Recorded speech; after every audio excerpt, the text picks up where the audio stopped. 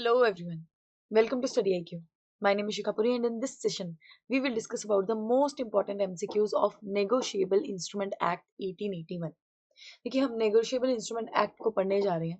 इसके हम कुछ आज के जो सेशन है हमारा उसमें हम बेसिक एमसीक्यूज को कवर करेंगे और नेक्स्ट सेशंस जो आते रहेंगे उनमें हम आगे आगे के जो नेक्स्ट प्रोविजंस हैं और जो थोड़े से ट्रिकी क्वेश्चंस होते हैं उनको हम कवर करेंगे. बिकॉज अगर ऐसे कुछ टफ क्वेश्चंस दे दिए जाए ना तो कई बार स्टूडेंट्स का मोराल बहुत डाउन हो जाता है, उनका कॉन्फिडेंस बहुत डाउन हो जाता है बिकॉज कई बार नहीं आते कुछ चीज़ें जो होती हैं, टेक्निकल क्वेश्चंस नहीं आते और ऐसा लगता है कि ये तो हमें कुछ आता ही नहीं है, अब चलो नेक्स्ट एक्ट कुछ और एक्ट पढ़ लेंगे और ये कवर ही नहीं करेंगे. तो ऐसा नहीं करना है, पूरा का पूरा एक्ट अच्छे तरीके से पढ़ना है और आज हम इसके एमसीक्यूज को की तरफ जाने वाले हैं. तो चलिए उससे पहले if you guys want to connect with me through any social media platform तो आप मेरे साथ कनेक्ट कर सकते हैं. आप इंस्टा के थ्रू, टेलीग्राम के थ्रू, ट्विटर, लिंक्डइन के थ्रू आप कनेक्ट कर सकते हैं. देखिए गाइज जो पीडीएफ है आपको वो कहाँ मिलेगी, वो मेरे टेलीग्राम चैनल पर ही मिलेगी. नेक्स्ट अब बात करते हैं फर्स्ट एमसीक्यू की. Our first MCQ is in a promissory note how many parties are involve. देखिए जो हमारा नेगोशिएबल इंस्ट्रूमेंट एक्ट है वो तीन चीजों के बारे में बेसिकली बात करता है और तीन सेक्शंस की पढ़ लिए ना हमने, बहुत इंपॉर्टेंट हो जाता है. कौन सा? एक क्वेश्चन आ जाएगा आपके लिए ये वाला, लेकिन पहले मैं आपको बता दूं कि I will erase this because ये बहुत ही अलग सा चार्ट बन रहा है. Now see, negotiable instrument act तीन चीजों के बारे में बात करता है और वो क्या है? Cheque, promissory note, bill of exchange. इन तीनों के बारे में जो हमारा नेगोशिएबल इंस्ट्रूमेंट एक्ट है वो बात करता है. इसी को ही डेप्थ में एनालाइज किया जाता है. देखिए जो ये डिफरेंट डिफरेंट टॉपिक्स है, जैसे चेक हो गया, प्रोमिसरी नोट हो गए और बिल ऑफ एक्सचेंज, ये अपने आप में ही बहुत डेप्थ में टॉपिक्स हैं. तो अगर आपको इन टॉपिक्स के बारे में जानना है प्लीज कमेंट सेक्शन में बता दीजिए कि आपको इन टॉपिक्स के बारे में डेप्थ में वीडियो चाहिए. I will make that video, but today session is about MCQ session, तो एमसीक्यूज को कवर कर लेते हैं. अब please tell me the correct answer कि प्रोमिसरी नोट में, हम ये सेकंड वाली चीज की बात करें यहाँ पे, तो प्रोमिसरी नोट में कितनी पार्टीज इन्वॉल्व होती हैं? 1 2 3 4. चलिए मुझे बताइए इसका करेक्ट आंसर क्या होगा. 1 2 3 4, तीन, 1 2 3 4, कितनी पार्टीज इन्वॉल्व होंगी? देखिए प्रोमिसरी नोट में हमारी तीन पार्टीज इन्वॉल्व होती हैं, three parties. Every promissory note always comprises of three important parties. These include the maker जो बना रहा है प्रोमिसरी नोट को, the payee as well as the holder. ये तीन पार्टीज जो हैं वो प्रोमिसरी नोट को क्या करती हैं, प्रोमिसरी नोट में होती हैं. ठीक है, प्रोमिसरी नोट मैंने पहले भी बताया था, इस तरह से हमारा प्रोमिसरी, आई प्रोमिस टू पे, इस तरह से लिखा होता है. प्रोमिसरी नोट में स्टैम्प ड्यूटी होती है, यहाँ पर स्टैम्प ड्यूटी लगी होती है. ये अलग अलग चीज होती है इस प्रोमिसरी नोट में. फिर से मैं कहूंगी कि अगर इस टॉपिक के बारे में आपको जानना हो प्लीज मुझे बता दीजिएगा. I make the separate video for these things also because ये बहुत इंपॉर्टेंट टॉपिक्स आ जाते हैं. नेक्स्ट क्वेश्चन पे चलिए. The negotiable instrument act 1881 is an act to define and amend the law relating to. ये जो एक्ट है हमारा किन चीजों को कंसोलिडेट कर रहा है, किन चीजों को अमेंड कर रहा है, किन चीजों को डिफाइन कर रहा है? क्वेश्चन आपसे ये पूछ रहा है. Cheques, bill of exchange, promissory note, all of the above. अभी पिछले क्वेश्चन में मैंने आपको इसका आंसर दे दिया. अब मुझे नहीं लगता आप इसका आंसर जो है इनकरेक्ट बताएंगे, इसका करेक्ट ही आंसर आना चाहिए मेरे पास. ठीक है, अभी मैंने आपको बताया कि जो नेगोशिएबल इंस्ट्रूमेंट एक्ट है वो किन तीन चीजों के बारे में डेप्थ में बिल्कुल प्रॉपर तरीके से बात करता है.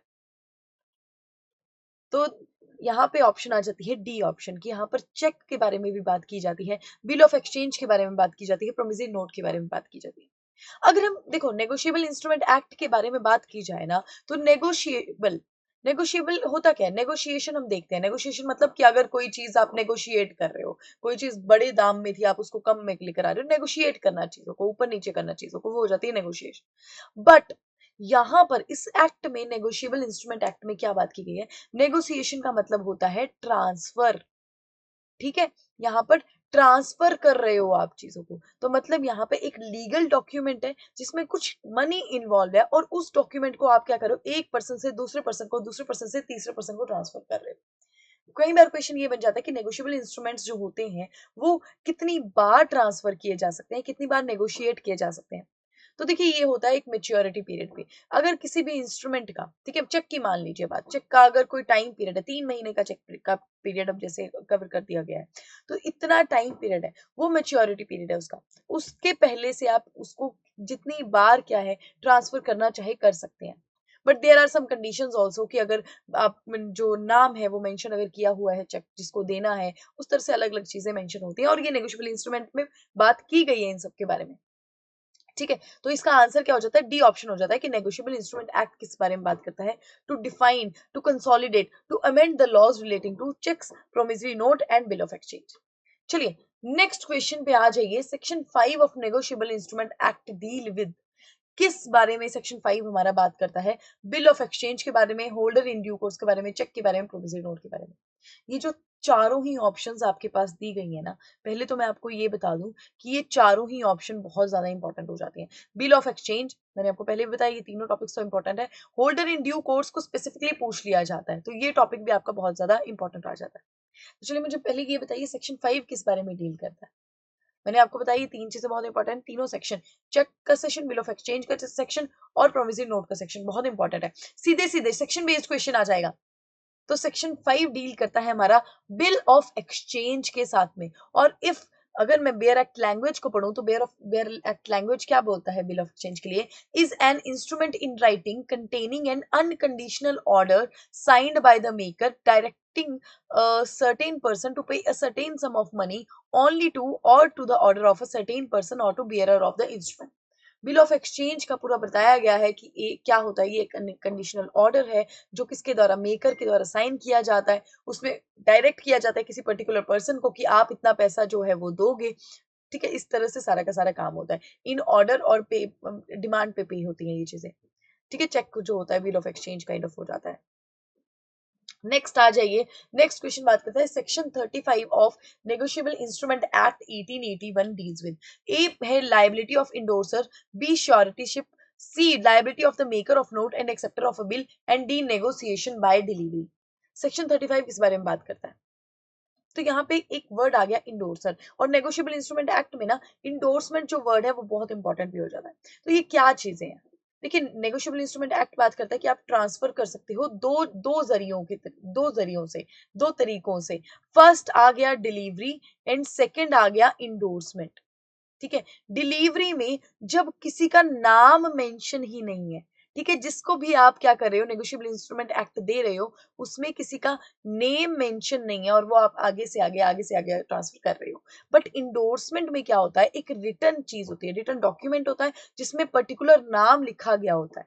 ठीक है, अब जिसमें पर्टिकुलर नाम लिखा गया होगा वो क्या होगा, वो उसको दिया जाएगा, प्रॉपर उसी पर्सन को दिया जाएगा। लेकिन जहां पर नाम ही नहीं, कई बार ब्लैंक चेक होता है, नाम नहीं लिखा होता है उसमें। ब्लैंक चेक तो चलो अमाउंट भी उसमें नहीं लिखा होता, लेकिन नाम भी नहीं लिखा होता कई बार चेक्स में कि किसको देना है। तो इस तरीके से भी क्या होता है, वो आप किसी और को भी दे सकते हो, आगे आगे ट्रांसफर कर सकते हो। ठीक है, तो यहाँ पर लेकिन सेक्शन 35 किस बारे में बात करता है, आप मुझे बताइए। Liability of endorser, suretyship, liability of the maker of note and acceptor of bill, negotiation by delivery. तो इसका करेक्ट आंसर आ जाता है, that is A option, liability of the endorser. Section 35 बात करता है लायबिलिटी ऑफ इंडोर्सर के बारे में। नेक्स्ट क्वेश्चन पे आ जाइए। In an appeal by the drawer against conviction under section 138, the appellate court may order the appellant to deposit such sum which shall be minimum of or compensation awarded by the trial court। section 138 cheque bounce का केस। ठीक है, cheque bounce, dishonour of cheque कहते हैं जिसको। ठीक है, तो क्या होता है सेक्शन 138 के अंदर किसी पर्सन को क्या किया, कन्विक्ट कर दिया गया ट्रायल कोर्ट ने, और ट्रायल कोर्ट ने जब कन्विक्ट किया तो कुछ फाइन भी लगाया होगा। यहां पर बात की गई है, अब वो पर्सन जिसको ट्रायल कोर्ट ने कन्विक्ट किया है वो कहां पर जाते हैं, वो अपील में जा रहे हैं। अब यहां पर उनसे एपलेट कोर्ट क्या है, एक अमाउंट मांगेगी, और वो अमाउंट कितना है ये यहाँ पर क्वेश्चन पूछा है। 10% of the fine, 15% of the fine, 20% of the fine, 25% of the fine, कितना अमाउंट जो है वो मांगा जाएगा। क्वेश्चन आपसे ये पूछता है जब अपील लेकर जा रहे हो आप एपलेट कोर्ट में, अगर आपको कन्विक्ट कर दिया गया है अंडर सेक्शन 138। चलिए इसका करेक्ट आंसर बताइए। The correct answer to this question is option C, that is in an appeal by the dryer against conviction under section 138, the appellate court may order the appellant to deposit such sum which shall be a minimum of 20% of the fine. 20% of the fine से क्या होगा, मतलब appellate court मांगेगा किससे, appellant से मांगेगा। आप 20% fine का दे दीजिए, उसके बाद देखी जाएगी जो भी जजमेंट होगी। अगर आप एक्विट होते हो तो देख लीजिए, उसके बाद तो सारे डैमेजेस जो होती है हर उस अकॉर्डिंग पे होता है। ठीक है, तो ये हमारा सेक्शन बात करता है। नेक्स्ट आ जाइए, a cheque is a dash drawn upon a specified banker and payable on demand. यहां पर चेक क्या है, बिल ऑफ एक्सचेंज है, हुंडी है, प्रोमिसरी नोट है, नन ऑफ द अबव। चलिए मुझे बताइए चेक क्या होता है। बिल ऑफ एक्सचेंज होता है, हुंडी होता है, प्रोमिसरी नोट होता है, या फिर इनमें से कोई भी नहीं। तो इसका करेक्ट आंसर आ जाएगा guys, A option is the correct option, that is cheque is a bill of exchange. आगे क्या लिखा गया है, drawn upon the specified banker. Bank के पास जाते हो ना आप चेक लेकर, नेक्स्ट लिखा है and payable on demand. What is payable on demand? अब आप चेक लेकर गए, ए पर्सन है, ए पर्सन बैंक गए, उन्होंने चेक यहाँ पे डिपॉजिट कराया। अब जिसने भी उस चेक को लेना होगा वो डिमांड के थ्रू ही जाएगा ना, पहले मांगेगा, तब उसके बाद में वहां से चेक में से जो है जो भी पैसा होगा वो उस तरीके से आएगा। तो ये क्या होता है, पेबल ऑन डिमांड होता है, राइट। तो चेक क्या होता है, bill of exchange drawn upon a specified banker and payable on demand. तो इसका करेक्ट ऑप्शन क्या आ गया, A option is the correct option guys.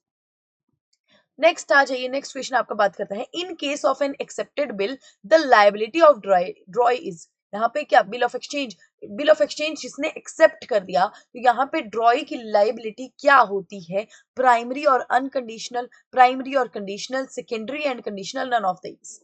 चलिए इसका करेक्ट आंसर बताइए क्या होगा, ए बी सी डी में से क्या जो आंसर है वो करेक्ट बन जाता है।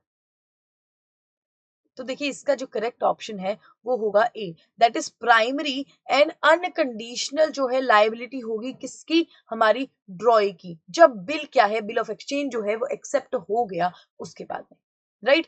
तो these were some of the questions of negotiable instrument act जो हमने पढ़े, बहुत बेसिक हमने आज कवर किया है, राइट। तो नेक्स्ट जब हम चलते रहेंगे तो एक जो टेक्निकल क्वेश्चंस होते हैं थोड़े डेप्थ में आते हैं, उसके बारे में चर्चा करेंगे।